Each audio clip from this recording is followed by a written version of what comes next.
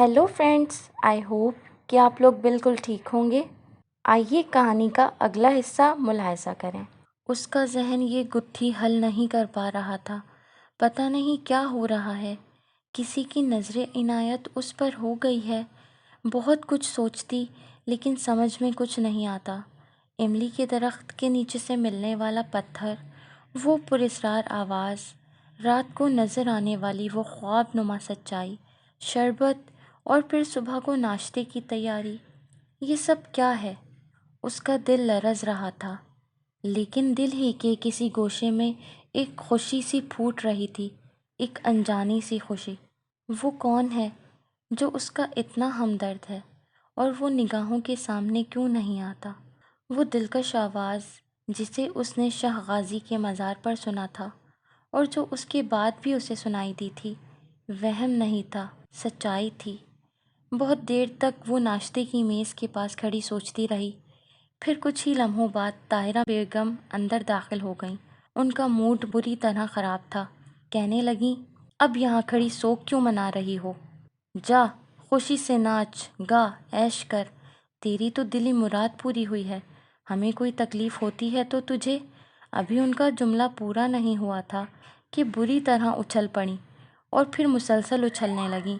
उसके साथ ही उनके मुंह से अरे अरे निकल रहा था। अच्छे खासे भारी बदन की मालिक थीं और इतने वज़न के साथ उछलना एक मुश्किल काम था। लेकिन इस वक्त वो इस तरह उछल रही थीं जैसे पैरों के नीचे स्प्रिंग लगे हुए हों। साथ ही उनके मुंह से अरे अरे की आवाज़ें निकल रही थीं। फिर उन्होंने इंतहाई गसीले लहजे में कहा, अरे कमबख्त, देख तो सही मेरी कमीज़ में क्या घुस गया है। तब अशीरा को मालूम हुआ कि उनके उछलने की वजह क्या है। उसने बमुश्किल तमाम ताहिरा बेगम के बदन में फंसी हुई कमीज़ को उठाया तो उससे एक छिपकली निकलकर फर्श पर दौड़ने लगी। ताहिरा बेगम छिपकली से तो बेपनाह डरती थीं। उनकी चीखें भी किसी तरह मुशीरा बेगम से कम नहीं थीं।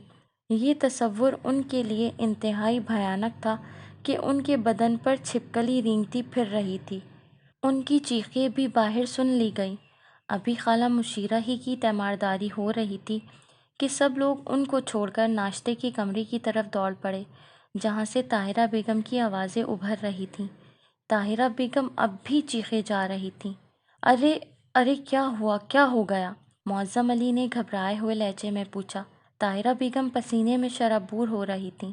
उखड़े हुए सांस के साथ बोलीं, बच गई, आज अल्लाह ने बचा ही लिया। छिपकली चढ़ गई थी कमर पर। अल्लाह इस बच्ची को खुश रखे। जान जोखम में डालकर छिपकली निकाल दी, वरना ना जाने क्या हश्र होता मेरा। हाय।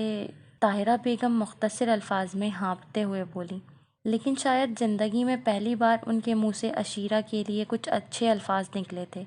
असल में छिपकली को उनकी कमर से हटा देना, और वो भी बग़ैर किसी हादसे के, उनकी दानिस्त में अशीरा का बहुत बड़ा कारनामा था। मौज़म अली ने एक गहरी सांस ली। अशीरा ने चच्ची को संभाला और फिर इस कमरे में ले गई जहाँ मुशीरा बेगम बिस्तर पर नीम मुर्दा पड़ी हुई थी। किसी ने अभी तक अशीरा की तरफ तवज्जो नहीं दी थी। अलबत्ता अशीरा के होंठों पर मुस्कुराहट उभर आई थी। एक लम्हे के लिए उसका जहन उस तरफ मुतवज्जा हुआ था जब ये कहा गया था कि उसके ख़िलाफ़ अब एक लफ्ज़ भी बर्दाश्त नहीं किया जाएगा और अल्फाज अदा करने वाले को सज़ा मिलेगी। ना जाने उसे क्यों यकीन हो रहा था कि छिपकली वाला वाक़या भी इत्तफ़ाक़िया नहीं है। यकीनी तौर पर ये वाक़या भी किसी अनोखे ज़रिए से हुआ है, क्योंकि उस वक्त ताहिरा बेगम भी उस पर लान तान कर रही थीं। उसने गर्दन झटक दी। क्या ही अजीब बात है, जैसे मेरा दिमाग ख़राब हो गया हो। बिला वजह उल्टी सीधी बातें सोचने लगती हूँ। आखिर ऐसा कौन हो सकता है जो नज़र भी ना आए, बातचीत भी करे और उसके लिए अमल भी करे? हाँ, वो भयानक चमगादड़ें जिनके मुंह इंसानों जैसे थे, अगर ऐसा कर रही हैं तो ताज्जुब की बात है। क्या परिंदे भी इंसानों जैसी शक्ल रखते हैं या इख्तियार कर सकते हैं? शक्लें उनकी इंसानों जैसी ही थीं और बदन चमगादड़ों जैसा। उसने नाश्ते की मेज़ की तरफ देखा। मुशीरा खाला की मुसीबत ने नाश्ता ख़राब कर दिया था। अब पता नहीं घर के लोग नाश्ता करेंगे भी या नहीं। अभी वो सोच ही रही थी कि नज़म और नसर कमरे में आ गए।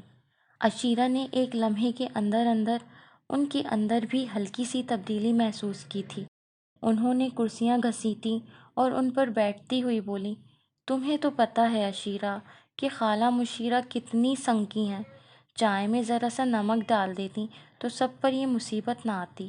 ہمارا ناشتہ بھی خراب کر دیا۔ بڑی ہائے ہائے کر کے بور کر رہی ہیں۔ بس غلطی ہو گئی، لیکن زیادہ وقت بھی تو نہیں گزرا تھا، 1 سیکنڈ میں نمک ڈالا جا سکتا تھا۔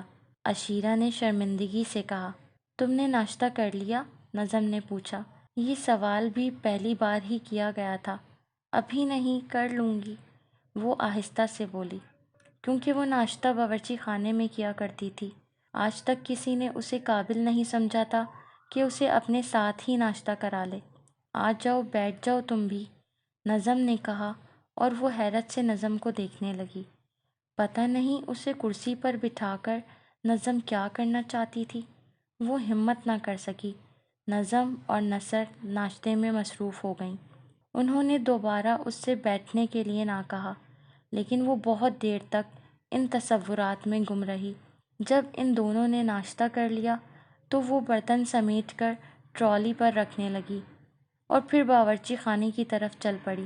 یہاں پہنچ کر کچھ اور حیرتیں اس کی منتظر تھیں۔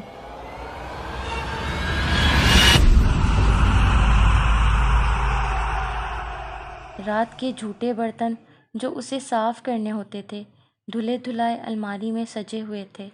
باورچی خانے کے باقی کام بھی مکمل ہو چکے تھے۔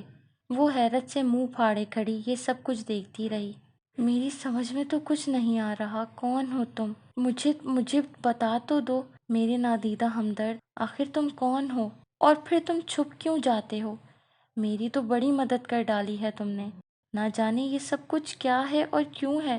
گھر کا ملازم ابھی کھانا پکانے کی چیزیں نہیں لایا تھا، اسے اور کوئی کام بھی نہیں تھے، اس لیے وہ ناشتے کے برتن صاف کرنے لگ گئی۔ لیکن اچانک ہی اسے یوں محسوس ہوا جیسے کسی غیر مرئی لمس نے اس کے ہاتھ پکڑ لیے ہوں۔ اس کے ساتھ ہی مدھم سی منمناہٹ گونجی، یہ سب کام اب آپ کے کرنے کے نہیں ہیں، آپ براہ کرم یہ سب کچھ کر کے ہمیں شرمندہ نہ کیا کریں۔ وہ پھر خوفزدہ ہو گئی، اس کے ہاتھوں سے وہ لمس ہٹ گیا۔ اس نے خوفزدہ نظروں سے برتنوں کی جانب دیکھا اور اس کی آنکھیں حیرت سے ابل پڑیں۔ تمام برتن پلک جھپکتے میں صاف ہو گئے تھے۔ میرے خدا، یہ کیا اسرار ہے؟ اس کے منہ سے بڑبڑانے کے سے انداز میں نکلا۔ کئی منٹ تک وہ سوچ میں ڈوبی رہی اور پھر ایک گہری سانس لے کر باہر نکل آئی۔ اب اس کی سمجھ میں نہیں آ رہا تھا کہ کیا کرے، کہاں جائے۔ برتن وغیرہ دھونے کا کام تو 9:30 بجے تک ہوتا تھا۔ اس کے بعد ملازم کھانا پکانے کا سامان لے کر آ جاتا تھا اور وہ اس میں مصروف ہو جاتی، لیکن برتن دھل چکے تھے اور پکنے کا وقت ابھی بھی نہیں ہوا تھا۔ بہت دیر تک وہ واپس آ کر اپنے کمرے میں بیٹھی رہی، پھر ایک دم سے اچھل پڑی۔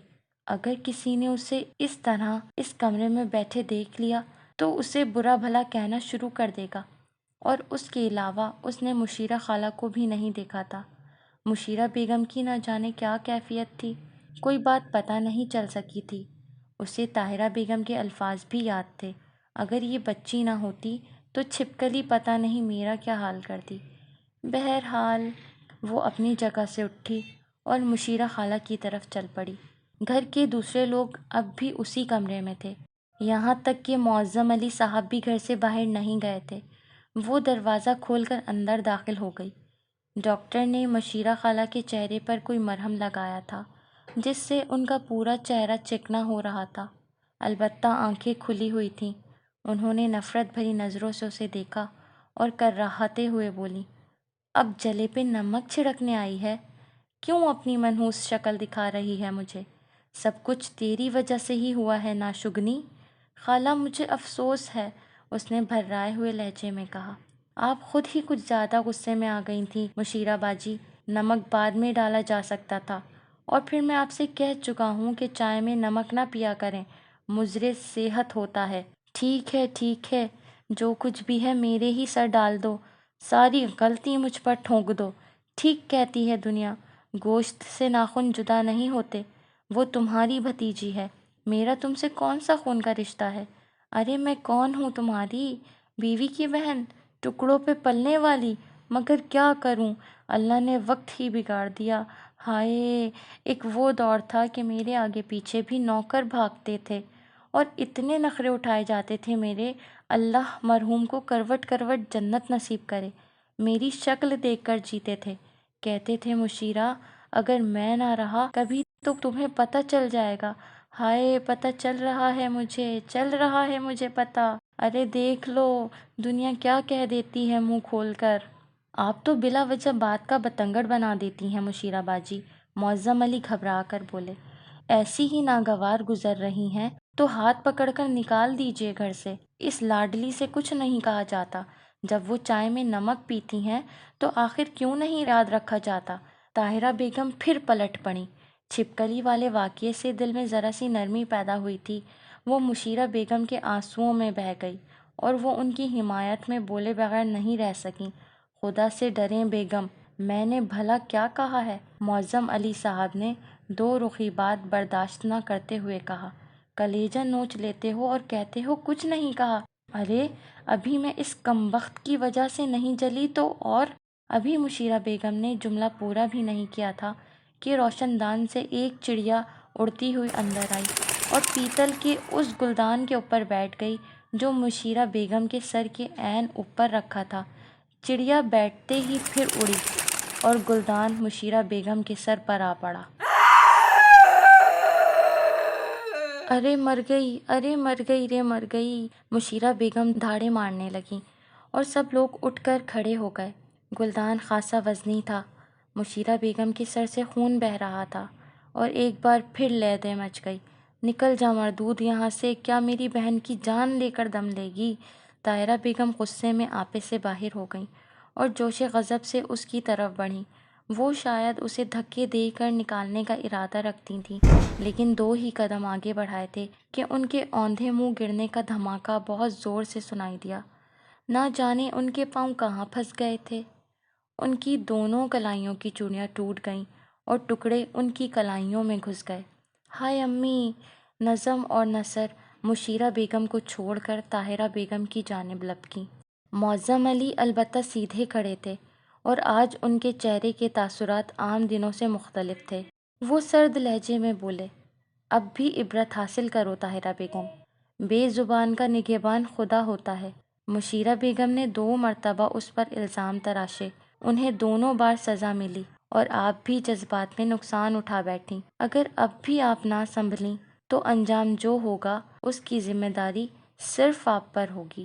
معظم علی کا لہجہ انتہائی سخت تھا۔ اسی وقت ایک ملازم اندر آ گیا۔ صاحب، ایک شخص آیا ہے، کہہ رہا ہے کہ ڈرائیور کے بارے میں جو اشتہار چھپا ہے وہ پڑھ کر آیا ہے، ملازمت کا خواہش مند ہے۔ آ جاؤ عشیرہ، تم آ جاؤ، معظم علی نے کہا اور اس کا ہاتھ پکڑ کر دروازے کی طرف بڑھے۔ اسی وقت طاہرہ بیگم چیخیں، ارے خدا تمہیں سمجھے، کیسے بے حس ہو گئے ہو تم؟ ارے میری بہن بے ہوش ہو گئی ہے، ڈاکٹر کو تو بلاؤ۔ ہیں، بہت محبت آ رہی ہے بھتیجی کی، طاہرہ بیگم بری طرح چیخ پکار کر رہی تھیں۔ انہوں نے بڑی کرب سے مشیرہ بیگم کو دیکھا، جن کے سر سے خون بہہ کر پیشانی اور گالوں تک لڑھک آیا تھا۔ ڈاکٹر ہمارا ملازم نہیں ہے جو بار بار دوڑا آئے گا، کسی ملازم کو بھیج کر دوسرے ڈاکٹر کو بلوا لیں، معظم علی نے بے رخی سے کہا اور دروازے سے باہر نکل آئے۔ انہوں نے بدستور عشیرہ کا ہاتھ پکڑا ہوا تھا۔ یہ سب انوکھے واقعات ہو رہے تھے۔ اس سے پہلے معظم علی کی کبھی جرأت نہیں ہوئی تھی کہ طاہرہ بیگم کے سامنے عشیرہ سے محبت کا اظہار کر سکیں، لیکن آج تو دنیا ہی بدل گئی تھی۔ طاہرہ بیگم کو ان کی اس جرأت پر سخت حیرت ہو رہی تھی۔ وہ تو ہمیشہ ہی بھیگی بلی بنے رہنے کے عادی تھے، اس وقت وہ شیر کیسے بن گئے؟ بہرحال وہ اس کا ہاتھ پکڑے ڈرائنگ روم میں پہنچے اور پھر بھرائی ہوئی آواز میں بولے، عشیرہ بیٹی، میری آنکھیں بند نہیں ہیں، میں تمہارے ساتھ ان لوگوں کا رویہ دیکھتا ہوں، لیکن بعض حالات ایسے ہیں کہ مجھے خاموش ہونا پڑتا ہے۔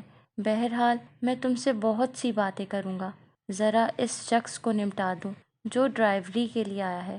پھر انہوں نے ملازم کو آواز دی اور جب ملازم آیا تو انہوں نے کہا، جاؤ، جو کوئی آیا ہے اسے بلا کر لاؤ۔ ملازم یہ سن کر باہر نکل گیا۔ معظم علی صاحب نے اسے اپنے برابر صوفے پر بٹھا لیا۔ آج ان کی محبت عمدی تھی تو اس طرح کہ خود عشیرہ دنگ رہ گئی تھی۔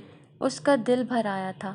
بہت عرصہ گزر گیا تھا کسی نے اس سے اس محبت بھرے لہجے میں بات نہیں کی تھی، اور پھر خاص طور سے معظم علی، جو اس کوٹھی میں اس کا واحد خون تھے، اس کے تایا ابو، جو اس کے باپ کی زندگی میں اس کے ساتھ بہت اچھی طرح پیش آتے تھے۔ بہت سی ایسی باتیں تھیں جو عشیرہ کے لیے یادگار حیثیت رکھتی تھی۔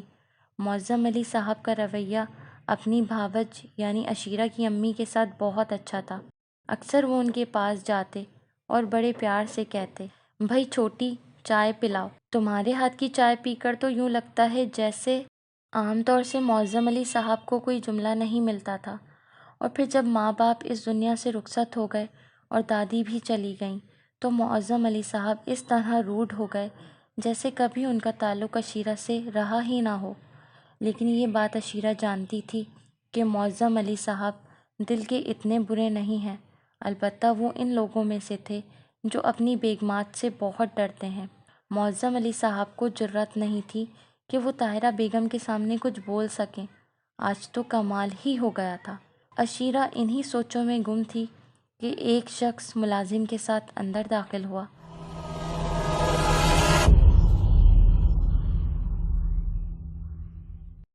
ناول کا بقیہ حصہ اگلی قسط میں ملاحظہ کریں۔